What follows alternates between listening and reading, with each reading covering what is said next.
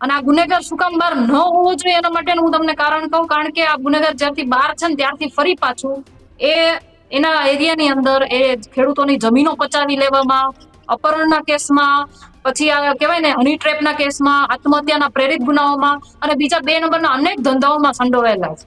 તો આજે જે નિર્ણય હાઈકોર્ટ દ્વારા આપવામાં આવ્યો છે એનાથી હું અને ત્યાંની સ્થાનિક જનતા પણ એટલી હદે ખુશ હશે કે કમસે કમ આવા આરોપીઓ જેલના સળિયા પાછળ જે એની જગ્યા છે ત્યાં પહોંચી ગયા છે. પરંતુ આજે જે નામદાર હાઈકોર્ટે જે રીતે જે નિર્ણય લીધો છે એ ખરેખર લોકોને એક ન્યાયતંત્ર ઉપર એક વિશ્વાસ બેઠો છે, એક ભરોસો બેઠો છે. જવાબદાર રાજ્યપાલથી માંડી અને બધા અધિકારીઓ છે બધા જાણતા હતા કે આ સજા માફી ગેરકાનૂની થઈ છે, છતાંય એની અંદર કોઈએ આ કામ કરેલું નથી. એટલે ખરેખર હવે જે નામદાર કોર્ટે આ જે ગેરકાનૂની સજા માફીનું સંજ્ઞાન લીધું જ છે, તો જે લોકો તકસીરવાર છે, જે લોકો જવાબદાર છે એને નોટિસ કરવા, જવાબદારોનો જવાબ લેવો અને ટીએસ બીચની જેલ થવી જોઈએ.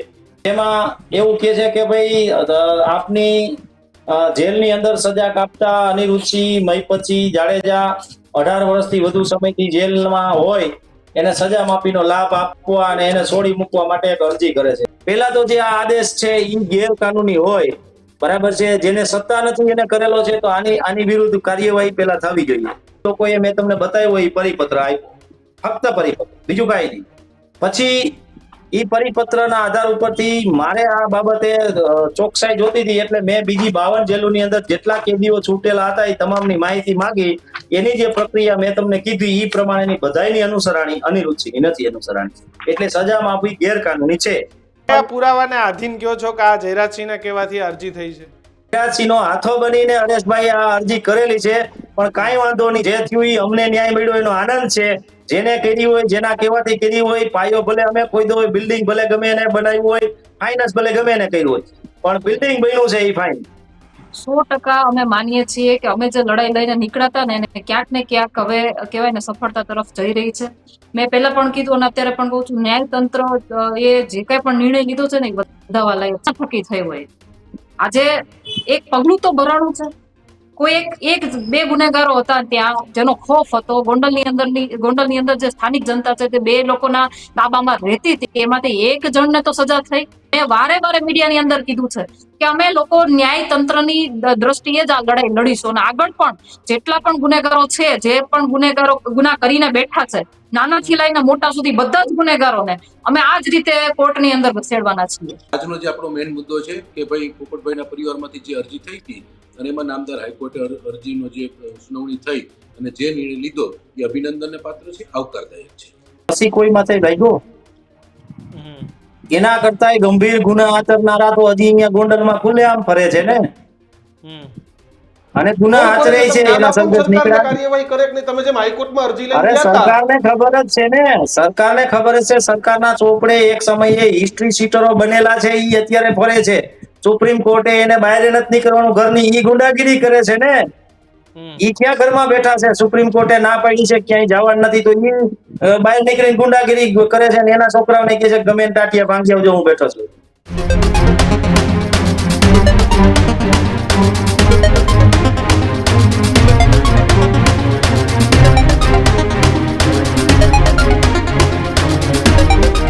નમસ્કાર, વિશેષ રજૂઆત ગર્જરાજ સાથે આપનું સ્વાગત.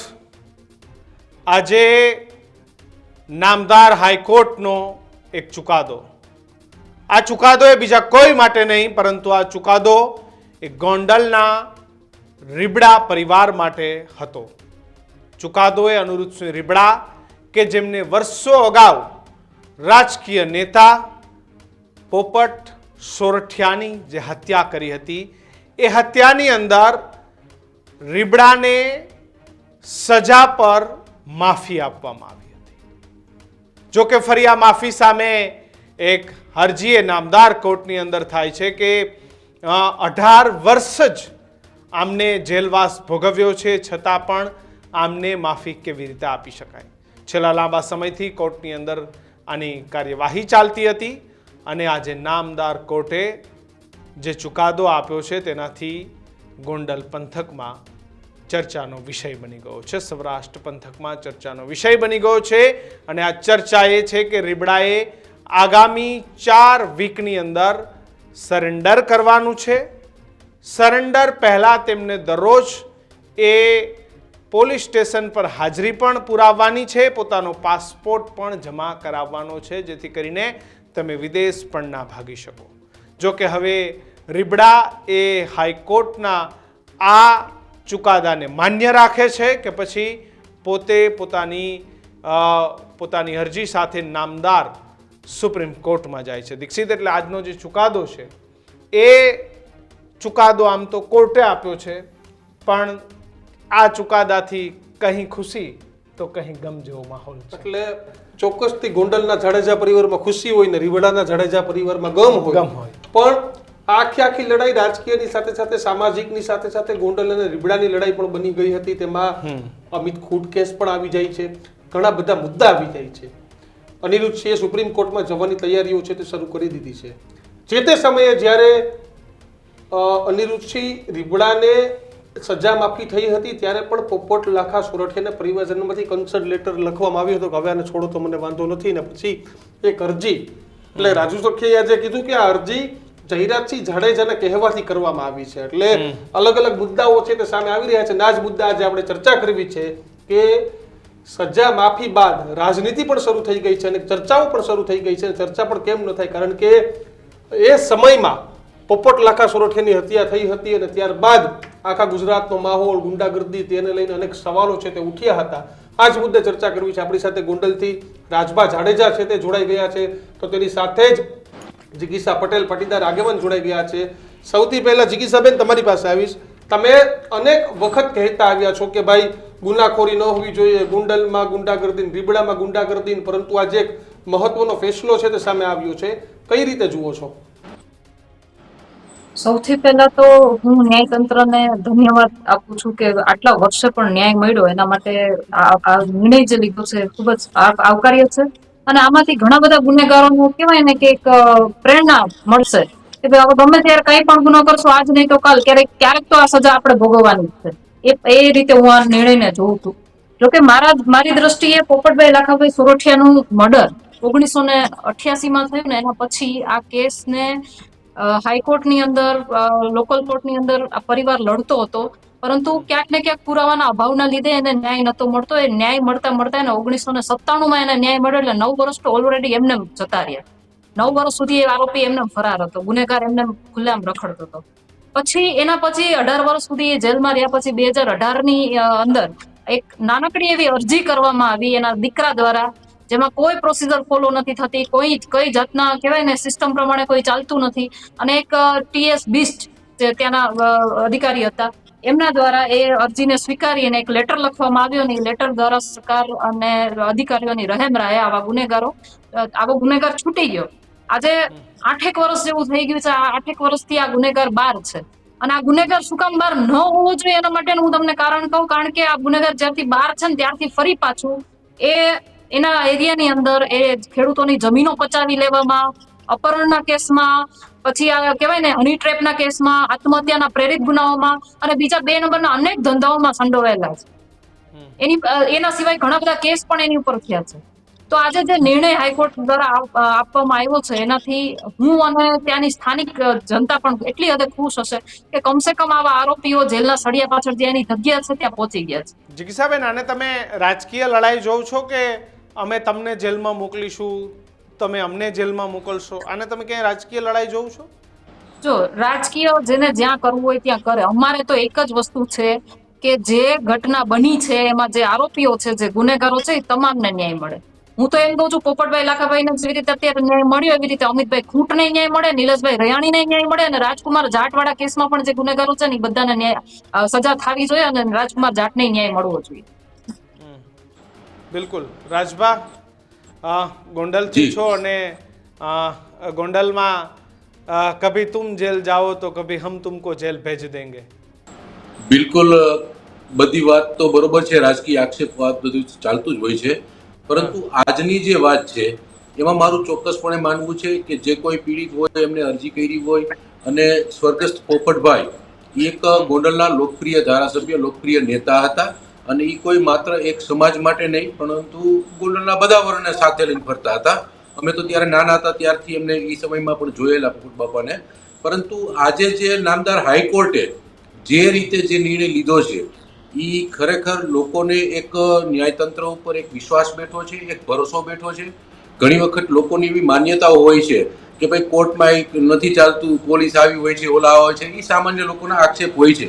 પણ આજના જે નામદાર હાઈકોર્ટના જે નિર્ણય છે એ આવકારવા લાયક છે અને એ સહર્ષ લોકો આવકારતા હોય છે. કારણ કે લોકોને એક મેં કીધું એમ એક ન્યાયતંત્ર ઉપર એક ભરોસો બેઠો છે, એક વિશ્વાસ બેઠો છે. અને કોઈ પણ કદાચ ચમરબંધીઓ હોય તો એને ન્યાયતંત્રથી મોટું ક્યારેય કોઈ નથી હોતું. આજે આ વાતથી હું સ્પષ્ટ એમ કહું છું સાબિત થયું છે. જી બિલકુલ. રાજુભાઈ સખિયા જોડાઈ ગયા છે સાથે. રાજુભાઈ, આજના નિર્ણયને કઈ રીતે જુઓ છો? જો કે અગાઉ તમે પણ એક અરજી કરી હતી, પરંતુ તમારો કોઈ લોહીનો સંબંધ ન હતો એટલા માટે તમારી અરજી ગ્રાહ્ય ન રહી. પણ ખેર, તમારી જે માંગ હતી આજે પૂરી થઈ. બિલકુલ, અમારી ન્યાયિક માંગ હતી.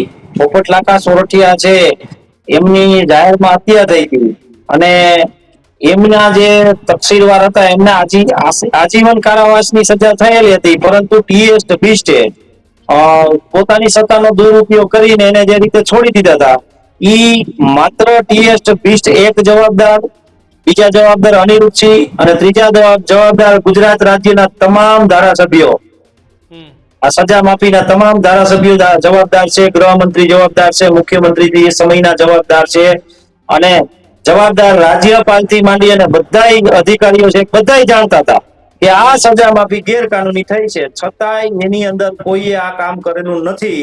એટલે ખરેખર હવે જે નામદાર કોર્ટે આ જે ગેરકાનૂની સજા માફીનું સંજ્ઞાન લીધું જ છે, તો જે લોકો તકસીરવાર છે, જે લોકો જવાબદાર છે, એને નોટિસ કરવા, જવાબદારોનો જવાબ લેવો અને ટીએસ બીચની જેલ થવી જોઈએ.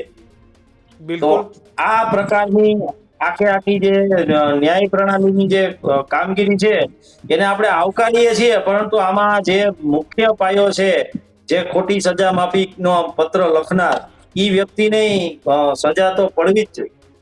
કોને લખ્યો તો તમને કઈ આઈડિયા છે?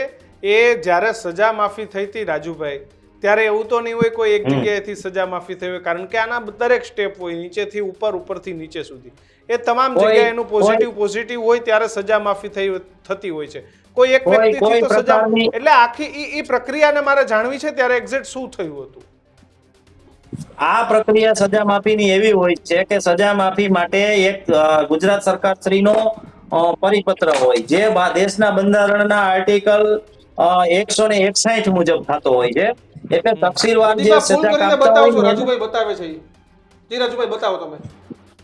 જી, એ એક આર્ટિકલ 161 મુજબ આ પ્રકારનો પરિપત્ર હોય છે. આ પરિપત્ર 2017 ની અંદર રિફ્રેશ થઈને આવે છે કે ભાઈ આવા લોકોને સજા માફીનો લાભ મળવો, જેની અંદર વર્ગીકરણ પણ લખેલું હોય છે અને એની અંદર એની પ્રણાલી અનુસરવા માટે સૌની અંદર તકસીરવાર હોય એ જેલે આ સજા માફી પેલા, એટલે કે સજા માફી વર્ષમાં 3 વખત થાય, 15 ઓગસ્ટ, 26 જાન્યુઆરી અને ગાંધી જયંતિની અંદર. એટલે ઈ સમય દરમિયાન એને જે જેલના જે વડા હોય છે એને એક કેદીનું એક ચેકલિસ્ટ બનાવવાનું હોય, એની વર્તણૂકથી માંડીને બધું ચેકલિસ્ટ બનાવવાનું હોય. કેવા પ્રકારનું? તો ચેકલિસ્ટ આ પ્રકારનું એને બનાવવાનું હોય છે કે દાખલા તરીકે કેદી જે છે એની વર્તણૂકથી માંડી અને બધું આ પ્રકારનું એને બનાવવાનું હોય છે. આ રીતનું આ એને મૂકવાનું કોની પાસે? પ્રિન્સિપાલ ડિસ્ટ્રિક્ટ એન્ડ સેશન જજ, જે કમિટી, એબી કમિટી જેને આપણે કહીએ છીએ, તે પોલીસ અધિક્ષક શ્રી અને ચેરમેન જેલ સ્ટાફ સમિતિના જે પેલા ઇન્ચાર્જ અધિક્ષક ગયા હોય તે અને બીજા આઈએસ આઈપીએસ અધિકારીઓ જે એબી કમિટીમાં બેઠા હોય, એ તમામ આ ચેકલિસ્ટને ધ્યાનમાં લે. ચેકલિસ્ટને વર્ગીકરણ જે પરિપત્રનું છે બને મળતું આવતું હોય તો એ પ્રમાણેનો આ પ્રકારનો એબી કમિટીનો ઠરાવ થતો હોય છે. આ ઠરાવની અંદર નીચે એની સહીઓ રાજ્ય સરકારને મોકલવામાં આવે. રાજ્ય સરકાર એના રાજ્યપાલના અભિપ્રાય માટે મોકલે. રાજ્યપાલના અભિપ્રાય બાદ રાજ્ય સરકાર પોતાની મહોર, એટલે ગૃહ સચિવ એની મહોર મારી અને આ જેલ વિભાગને આપે કે ભાઈ આ ભાઈને સજા માફી 15 ઓગસ્ટ, 26 જાન્યુઆરી કે 2 ઓક્ટોબર ને દી કરવી. આ દિવસે સજા માફી થાય. પરંતુ અહીંયા એવી કોઈ પ્રક્રિયા અનુસરવામાં આવેલ નથી. અહીંયા માત્ર ને માત્ર અનિરુચિના દીકરા શક્તિસિંહ અનિરુચિએ એક માત્ર સાદી અરજી કરેલી હોય છે 29/1/2018 સાદી અરજી કે જેમાં એવું કે છે કે ભાઈ આપની જેલની અંદર સજા કાપતા અનિરુચિ મહિપતસિંહ જાડેજા 18 વર્ષથી વધુ સમયથી જેલમાં હોય એને સજા માફીનો લાભ આપવા અને એને છોડી મૂકવા માટે એક અરજી કરે છે. એ જ દિવસે 29/1/2018 ની અરજીને 29/1/2018 ની રોજ ટીએસ બિસ્ટ તમે જોઈ શકો છો ટીએસ બિસ્ટ તે જ દિવસે આ સજા માફી માટે અભિપ્રાય જુનાગઢ જેલ અધિક્ષકને આપી દે છે કે ભાઈ આ ભાઈ માથે કોઈ બીજા ગુના ન હોય અને કાર્યવાહી ચાલતી ન હોય તો એને આપી દેવી સજા માફી. અને ટાડાની બાબત આવે છે તો એને એવું કીધું છે કે જ્યારે 26મી જાન્યુઆરીએ સજા માફી બાબતે ટાડાનું જે હેઠળની જોગવાઈને ધ્યાનમાં એની ચોકસાઈ કરવામાં આવી નથી એટલે એવો લૂલો પોતાનો પેલું મૂકે છે જેને આપણે મિસ ઇન્ટરપ્રિટેશન કરેલો જવાબ કહીએ એવો જવાબ મૂકી અને એને છોડવાનો આદેશ કરે છે. પેલા તો જે આ આદેશ છે એ ગેરકાનૂની હોય બરાબર છે, જેને સત્તા નથી એને કરેલો છે તો આની વિરુદ્ધ કાર્યવાહી પેલા થવી જોઈએ. આ સજા માફી થયા પછી અમે આના બાબતમાં પોપટ બાપાના રાજભા ભલે વાતો કરે બાકી મારો જન્મ નહોતો ભાઈ.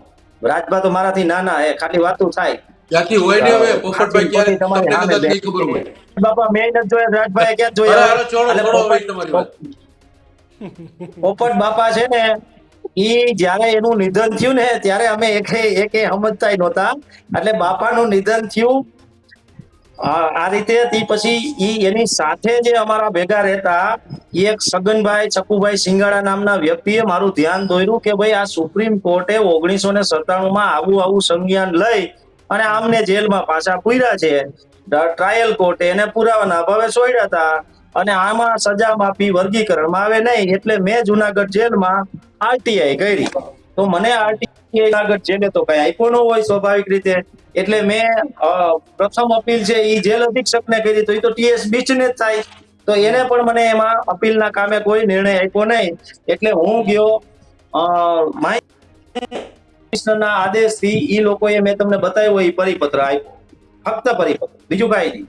પછી એ પરિપત્રના આધાર ઉપરથી મારે આ બાબતે ચોકસાઈ જોતી હતી એટલે મેં બીજી 52 જેલોની અંદર જેટલા કેદીઓ છૂટેલા હતા એ તમામની માહિતી માંગી. એની જે પ્રક્રિયા મેં તમને કીધી એ પ્રમાણેની બધાયની અનુસરાણી અનિરુચિની નથી અનુસરાણી એટલે સજા માફી ગેરકાનૂની છે એવું સાબિત થાય કે નહીં. પીઆઈએલ છે એ ગુજરાત નામદાર હાઈકોર્ટમાં દાખલ થઈ હતી એમાં હું પક્ષકાર તરીકે પણ જોડાયેલો હતો પણ એ સમયમાં કોરોના ચાલતો હતો. પછી કોરોનાની બાબતમાં કોર્ટો છે એ અગત્યની મેટરો માટે ચાલતી હતી, આવી સિવિલ કે જટિલ મેટરો હાલતી નહોતી. પછી લોહીના સંબંધ જે કોઈ એપ્લાયન્ટના નહોતા એટલે કોઈ કારણોસર ઈ પીએલ છે ઈ નામદાર કોર્ટના ઓનલાઈનમાં જોતા ઈ ડિસ્પોઝ થયેલી બતાવે. પછી આજે અત્યારની અરજી છે એ સૌથી પ્રથમ હરેશભાઈ રમેશભાઈ તોરઠિયાએ કરી સુપ્રીમ કોર્ટની અંદર. એ ક્યારે કરી 2024 ના એન્ડમાં ને 25 માં સુપ્રીમે એવું કીધું કે ભાઈ ગુજરાત નામદાર હાઈકોર્ટની મેટર છે, ન્યાય લેવાની સત્તા એને છે તો ન્યા કરો. એટલે એ લોકો પછી અહીંયા 2025 માં અહીંયા લઈને આવે છે પણ 2018 નો ઓર્ડર 2025 માં પડકારવા નીકળે છે એટલે આ ઓર્ડર રાજકીય દાવ લેવા માટેનો છે એ ફાઇનલ છે કે આ જે એપ્લાયર હાથો બન્યા છે જયરાજસિંહના હાથો બની અને હરેશ સોરઠિયાએ આ અરજી કરી છે. હરેશ સોરઠિયાએ નૈતિક જવાબદારીથી નથી કરી, નહીતર તો 2018 માં જ કરવી જોઈએ. જ્યારે અમે કરી હતી અમે કર્યું હતું છાપામાં એવું હતું તમે એવા કયા પુરાવાને આધીન કહો છો કે આ જયરાજસિંહના કહેવાથી અરજી થઈ છે? બિલકુલ પુરાવાને આધીન એટલે પુરાવાને ચોક્કસ કે જયરાજસિંહનો હાથો બનીને હરેશભાઈ આ અરજી કરેલી છે પણ કાંઈ વાંધો નહીં, જે થયું એ અમને ન્યાય મળ્યો એનો આનંદ છે. જેને કરી હોય જેના કહેવાથી કરી હોય પાયો ભલે અમે કોઈ દો બિલ્ડિંગ ભલે ગમે એને બનાવ્યું હોય, ફાઇનાન્સ ભલે ગમે એને કર્યું હોય પણ બિલ્ડિંગ બન્યું છે એ ફાઇન. એટલે આપણે નામદાર કોર્ટના જે ઓર્ડર છે એને વધાવીએ છીએ અને અહીંયા અમારા વિસ્તારની અંદર ચાલુ થઈ ગઈ છે. સુપ્રીમ કોર્ટમાં હાઈકોર્ટના ઓર્ડરને પડકારશે. બિલકુલ સુપ્રીમ કોર્ટમાં જો એ તો આપણા દેશની અંદર જે લોકોને પોતાના બચાવ માટે કરવાનું હોય કરવાનું જ હોય છે પણ આપણે કાયદાકીય પ્રણાલી ઉપર આપને પ્રોસેસ ઉપર આપને ખબર જ હોય અને ન્યાય જ હોય કે ભાઈ આવી જટિલ પ્રક્રિયાઓમાં સુપ્રીમ કોર્ટ યથાવત જ રાખે. અને અમે તો અપેક્ષા રાખશું કે ભાઈ અમારા ગોંડલના શહેરના પોલીસ સ્ટેશનના પીઆઈ લક્ષ્મણભાઈ ચાવડાના હત્યારાઓને આવો જ ન્યાય મળે, અને નિલેશ રૈયાટના હત્યારાને, વિનુ સિંગાડાના હત્યારાને, અને હમણાં રાજકુમાર જાટ ઓફ થયો એના હત્યારાને, અમિત ખૂટના હત્યારાઓને આવી જ સજા મળે એવી તો અમે અપેક્ષા રાખશું અને પ્રાર્થના કરશું કાયદા અને કુદરત બંને પાસે. ચિકિત્સાબેન, તમામ ઈશારો રાજુભાઈનો જયરાજસિંહ ઉપર હતો. તમે રાજકુમાર જાટ કરીને એ વાત કરી, પણ તમે એક વાત તો સ્વીકારો છો કે ભાઈ જે પોપટ લાખા સોરઠિયાની વાત, જે મુદ્દો લઈને તમે નીકળ્યા હતા, તેમાં પહેલા મુદ્દે તો તમને ક્યાંક સફળતા મળી કે જે સજા માફીનો મુદ્દો હતો, જેના કહેવાથી અરજી છે. આપણી પાસે કોઈ પુરાવા નથી કહી શકે કે જયરાજસિંહના કહેવાથી અરજી થઈ કે મારા કે તમારા એમના પરિવારજનમાંથી થઈ છે, એ હકીકત છે ને, તો આપણે સ્વીકારવી જ રહી. 100% અમે માનીએ છીએ કે અમે જે લડાઈ લઈને નીકળ્યા હતા ને એને ક્યાંક ને ક્યાંક હવે કહેવાય ને સફળતા તરફ જઈ રહી છે. મેં પહેલા પણ કીધું અને અત્યારે પણ કહું છું, ન્યાયતંત્ર એ જે કઈ પણ નિર્ણય લીધો છે ને એ બધાવા લાયક થકી થયો હોય. આજે એક પગલું તો ભરાણું છે. કોઈ એક બે ગુનેગારો હતા ત્યાં જેનો ખોફ હતો. ગોંડલની અંદર જે સ્થાનિક જનતા છે તે બે લોકોના તાબામાં રહેતી હતી, એમાંથી એક જણને તો સજા થઈ જે એને મળવી જોઈતી હતી, જેને કહેવાય ને જેલના સળિયાની પાછળની જગ્યા હતી એ ત્યાં પહોંચવા સુધી ગયા, પહોંચ્યા તો ખરા. આજે રાજુભાઈએ જે રીતે કીધું એ રીતે હું પણ કહેવા માંગુ છું કે હજી તો આ લડાઈ અમારે બહુ લાંબી લડવાની છે, કારણ કે ગોંડલનો ઇતિહાસ તો બહુ લાંબા સમયથી રહ્યો છે, ઘણા બધા મર્ડર થઈ ગયા છે. હજી તો આવું જે આપણે લડવાની છે ન્યાયપાલિકા ઉપર, તમે કીધું વિશ્વાસ છે. અમે તો કોર્ટમાં લડવા નીકળ્યા હતા. સજા માફી રદ કરી, જે જગ્યાએથી સજા માફી લઈને આવ્યા હતા એ સજા માફીને રદ કરી દીધી કે ભાઈ સરેન્ડર કરો, રોજ હાજરી પૂરો અને પાસપોર્ટ જમા કરાવો. અમે તો આ લડાઈ છે ને કોર્ટમાં લડવા જ નીકળ્યા હતા. અમે તો અમારા લોકોને બધાને આ ઘટનાથી વાસ્તવિકતાની જાણ કરતા હતા. અમે મિટિંગો કરતા હતા કે ભાઈ આવું થઈ ગયું છે, આપણે આ લોકોને ન્યાય અપાવવા તરફ પગલા ભરવા જોઈએ. પણ જે ગુનેગારો હતા ને એનાથી ક્યાંક પહોંચ્યું નહીં, એટલા માટે એને સભાઓ ચાલુ કરી અને આયાના નારા બોલાવ્યા, એમાં આ બધું થયું. બાકી અમે તો ન્યાયતાંત્રિક રીતે જ આ લડાઈ લડવા માંગતા હતા. મેં વારે મીડિયાની અંદર કીધું છે કે અમે લોકો ન્યાયતંત્રની દ્રષ્ટિએ જ આ લડાઈ લડીશું અને આગળ પણ જેટલા પણ ગુનેગારો છે, જે પણ ગુનેગારો ગુના કરીને બેઠા છે, નાનાથી લઈને મોટા સુધી બધા જ ગુનેગારોને અમે આ જ રીતે કોર્ટની અંદર ઘસેડવાના છીએ. રાજભા, આનો અંત ક્યારે? કારણ કે મેં પહેલા જ કીધું કે કભી તુમ જેલ में તો કભી હમ તુમકો જેલ में. બિલકુલ આજના મુદ્દા ઉપરથી હું જરાય ભટકતો નથી. માત્ર આજની જે વાત છે, આજે જે નામદાર હાઈકોર્ટની વાત છે, એને જે નિર્ણય લીધો છે એ જે નિર્ણય છે એને આવકારી છે.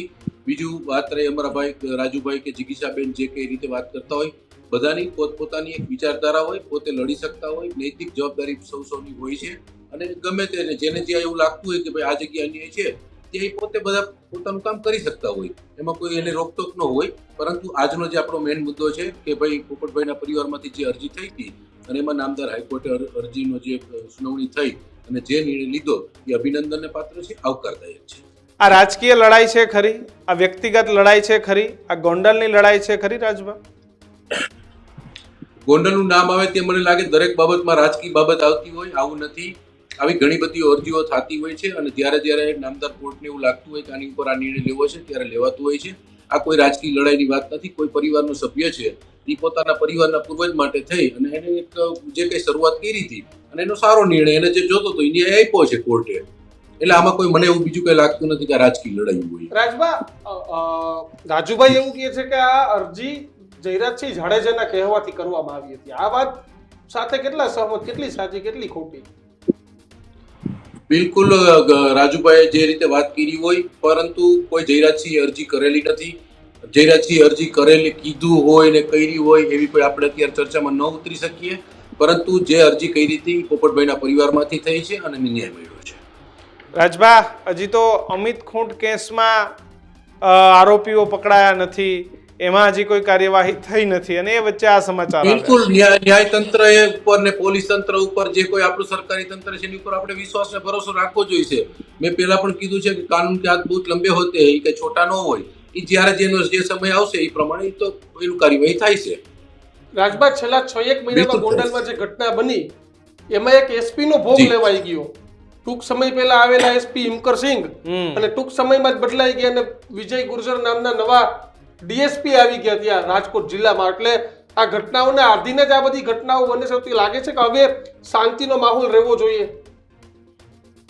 બિલકુલ, અમે બધા એ જ ઈચ્છીએ છીએ કે બધી જગ્યાએ શાંતિનો માહોલ રહેવો જોઈએ. કારણ કે હું હોય કે રાજુભાઈ હોય કે જિગીશાબેન હોય, કોઈ પણ આગેવાન હોય એની હંમેશા એવી જ ભાવના હોવી જોઈએ કે ભાઈ આપણું શહેર છે, આપણો તાલુકો કે આપણું પંથક છે, એમાં હંમેશા શાંતિ જળવાઈ રહેવી જોઈએ. જિગીશાબેન, આનો અંત ક્યારે આવશે? જો પહેલા તો હું રાજભાને એટલું કહેવા માંગીશ કે રાજભાના કહેવા પ્રમાણે આ કરાવી તો કારણ કે આટલા સમયથી ધારાસભ્ય છે, એના પત્ની ધારાસભ્ય છે, છતાં પણ એના એરિયામાં આવા ગુનેગારો 8 વર્ષથી ખુલ્લે આમ ફરે છે.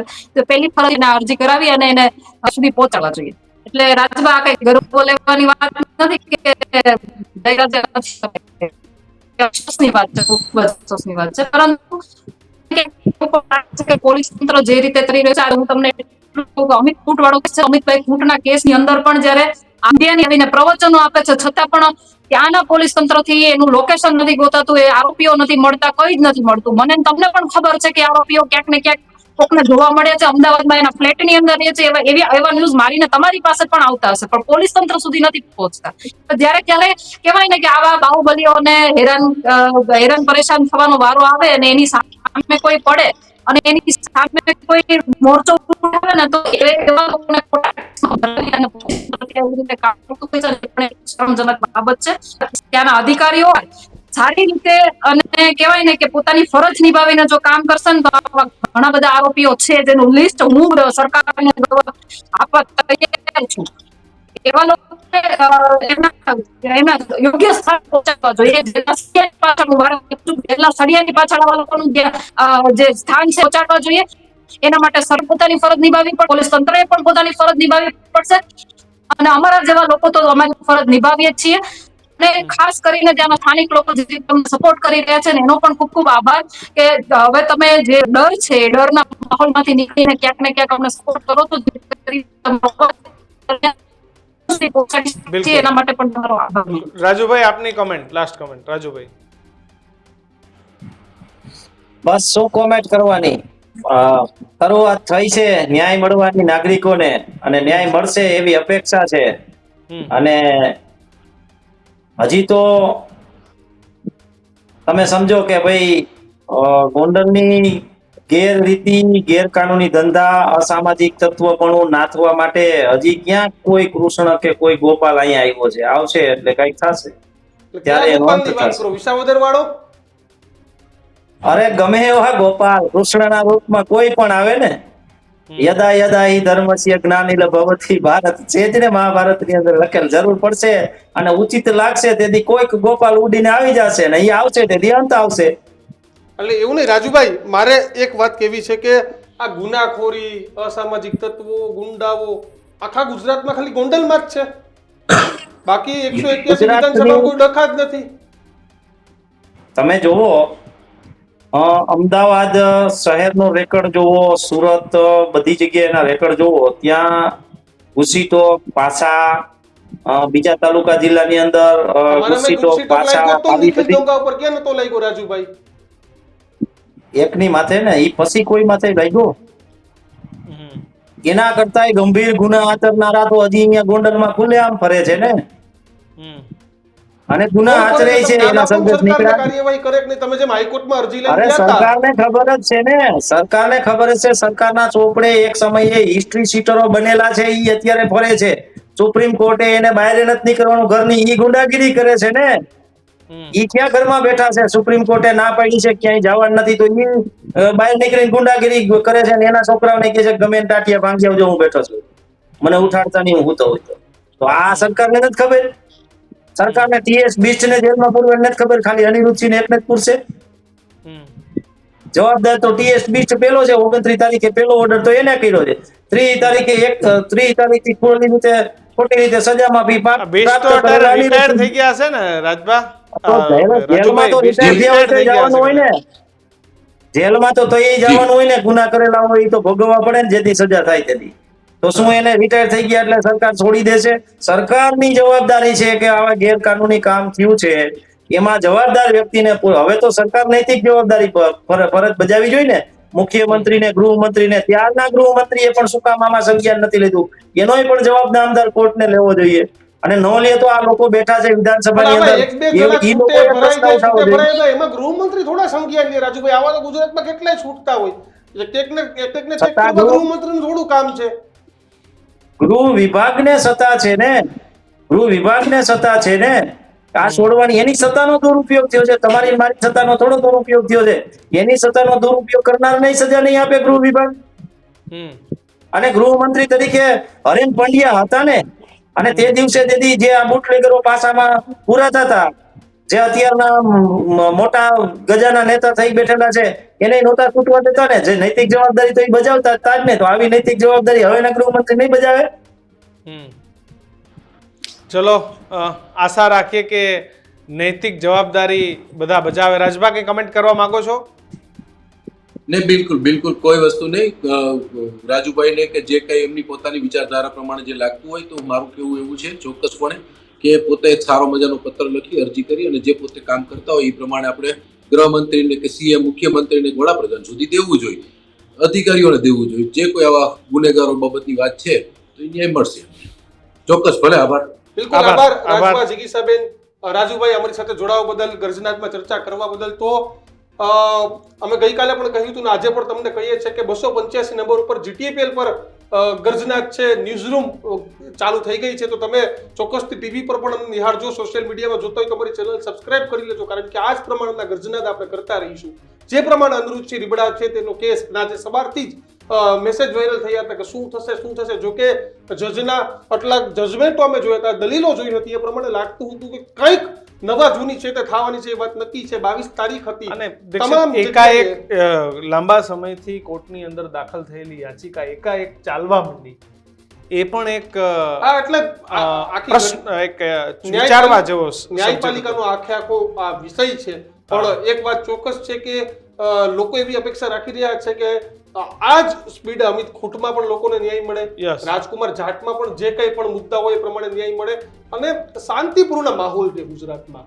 આ એક પ્રકારનો માહોલ હોય. બીજું, ગુજરાતમાં એવું નથી કે ગુંડલમાં જ ગુંડાગર્દી છે, બધે છે લુખ્ખાઓ, ગુંડાઓ. પણ દીક્ષિત, ન્યાયપાલિકાએ જે વાત કરી છે આનાથી જે બાહુબલીઓ અથવા તો જે પૈસાના જોરે ગુના આચરતા લોકો, એને ન્યાયપાલિકાએ સ્પષ્ટ મેસેજ આપી દીધો છે કે તમે એવું ના માનતા કે અમે અમારા પાવરથી, અમારા પૈસાથી છૂટી જશું. કારણ કે ન્યાય પ્રણાલી આજે જે ઓર્ડર કર્યો છે એ ખરેખર ન્યાયપાલિકાએ પણ ઘણી બધી બાબતોને જઈને આ ઓર્ડર કર્યો છે. પરંતુ હવે જે આખી ઘટના છે એને આપણે બધા ખૂબ સારી રીતે જાણીએ છીએ કે આમાં શું થઈ રહ્યું છે. કારણ કે અગાઉ જયરાજસિંહના દીકરા ગણેશ ગોંડલ પણ જુનાગઢની જેલમાં 3 મહિના માટે ગયા હતા અને એની પાછળની આખી શું વાત હતી એ પણ લોકો જાણે છે. એટલે ઘણી બધી વાતો છે. રાજકીય દાવ પેચોની વાર્તા હવે શરૂ થઈ ગઈ છે. હા, રાજુ સખીએ તો ખુલ્લેઆમ બોલે છે કે જયરાજસિંહ જાડેજાના કહેવાથી પોપટ લાખા સોરઠિયાના પરિવારજને અરજી કરી છે. જો કે સાચું ખોટું રામ જાણે, પણ અરજી થઈ છે, પરિવારજનમાંથી અરજી થઈ છે. રાજુ સખીયાની અરજી કરી હતી ત્યારે નામદાર કોર્ટે ફગાવી દીધી હતી. ત્યારે હવે અરજી થઈ છે. અનિરુદ્ધસિંહના ફરી જેલ યોગ આવ્યા હોય તેવા એંધાણ સંકેતો દેખાઈ રહ્યા છે. કારણ કે પહેલા સેશન્સ કોર્ટમાંથી રાજદીપસિંહ અને અનિરુદ્ધસિંહની જે આગોતરા જામીન અરજી નામંજૂર, અને હવે આ પ્રકારનો કોર્ટનો નિર્ણય. જો કે અનિરુદ્ધસિંહના સૂત્રો જણાવી રહ્યા છે કે અમે હવે સુપ્રીમ કોર્ટમાં જવાની પણ તૈયારીઓ છે તે કરી રહ્યા છે. ત્યારે આખા કેસ, આખી ઘટનાને લઈને તમારું શું માનવું છે તે તમે અમને જણાવજો. અમારું ડિજિટલ પ્લેટફોર્મ ન્યૂઝરૂમ ગુજરાત છે, તેમાં પણ તમે કોમેન્ટ મારજો, તેમાં પણ જણાવજો. અને આવા જ મુદ્દા જોવા માટે જોતા રહો ન્યૂઝરૂમ. અમને આપશો રજા. નમસ્કાર.